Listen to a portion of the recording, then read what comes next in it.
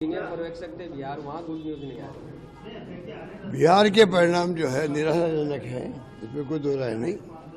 क्योंकि जिस प्रकार का माहौल हमने देखा, एक तो जो महिलाओं को 10-10 हज़ार रुपये दिए गए, प्रीमा फेसे मैं कह सकता हूँ प्रथम दृष्टिया तो मुझे लगता है 10-10 हज़ार रुपये दिए गए।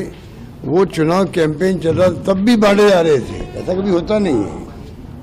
कैंपेन चल रहा है, पोलिंग होने के एक दिन पहले से पैसे जा रहे खाते में उनके।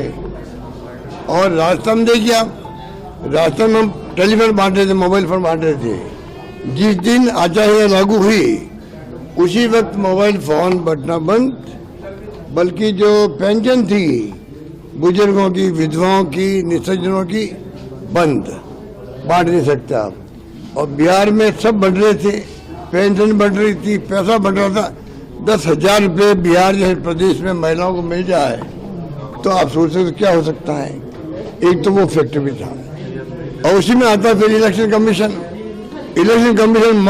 मुख दर्शक बना रहा। उसने क्यों नहीं रोका? 10,000 रुपये बढ़ रहे थे, चुनाव चलते हुए इलेक्शन कमीशन रोकना ही था, उसको रोका ही नहीं उन्होंने।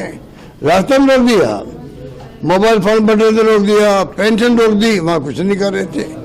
इसका मतलब जो राहुल गांधी जी और लोग सब वोट चोरी की बात कर रहे थे, वोट चोरी क्या होता है? ये तो होता है, अगर आप निष्पक्ष चुनाव नहीं करवाते हो, रिगिंग होती है, बूथ कैप्चरिंग होती है मान लीजिए, या बेईमानी होती है, पैसा बट रहा है और चुनाव आयोग ने कोई तरह की कार्रवाई नहीं करी, मिली भगत थी उनकी, उनसे जो रूलिंग पार्टी थी। और नंबर 3, जो पैसे का धन का तो दुरुपयोग हो रहा आजकल, कोई सोच नहीं सकता। आप हम सोच नहीं सकते कैसे पैसे बढ़ते हैं दिफा बन करके। महाराष्ट्र में आप किसी को पता कर लीजिए कितने करोड़ रुपए दिए गए उम्मीदवारों को, 15 करोड़, 20 करोड़, 25 करोड़। कांग्रेस के पास तो पैसा है नहीं, ना आरजेडी के पास पैसा है। तो जो डेमोक्रेसी के खतरे सामने हैं, चुनाव जीतना एक बात है, चुनाव जीत जाएंगे लोग, एनडीए गवर्नमेंट जीत जाएगी, बन जाएगी। चुनाव जीतना एक बात है।